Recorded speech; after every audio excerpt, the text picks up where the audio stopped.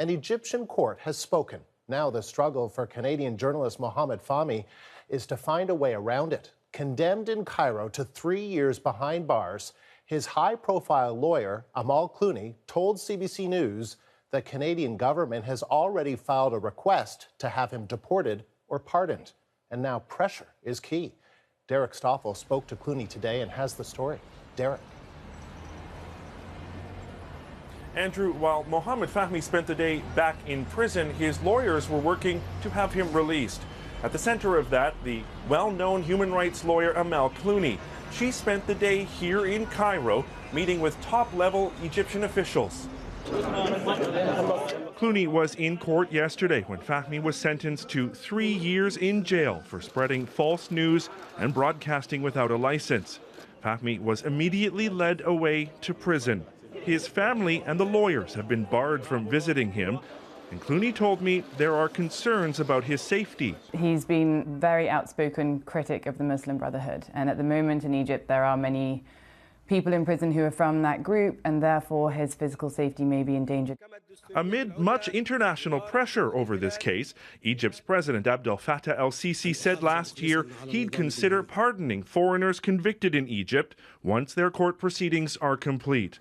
Clooney says with the verdict yesterday, it's time for Egypt's leadership to step in and pardon Fahmy, or at least deport him to Canada.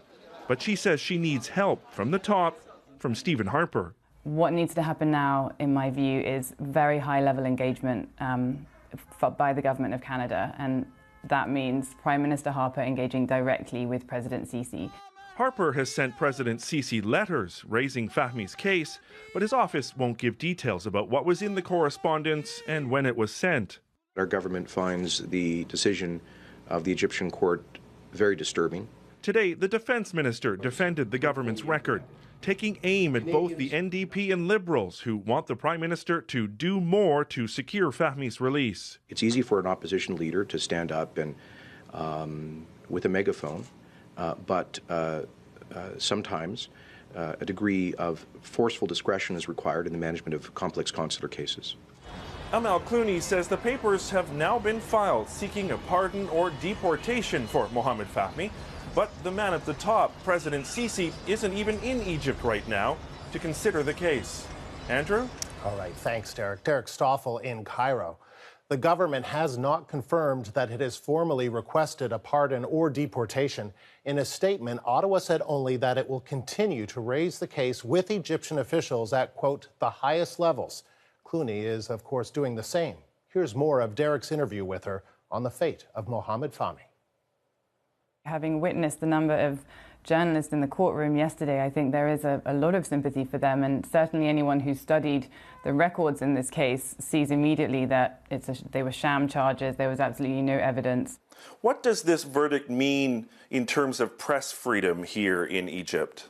We were appalled when we heard the verdict yesterday. You were there, and you remember that the judge began his verdict by saying, well, this isn't about freedom of the press because these people are not journalists. Well, the prosecutor's closing speech focused on the fact that, well, any journalist who has video editing software must be intent on bringing down the state. I mean, it's a very dangerous message that court will allow a journalist to be imprisoned on that basis, and we very much hope that it will be overturned. But there is a solution. We're not asking for something. We're not starting from a blank slate. We're saying, you have previously said, Mr. President, that you would pardon. We hope that will happen now. And then we've said also the Canadian government was informed at the time that Peter Greste was deported that Fahmy would also be returned to Canada.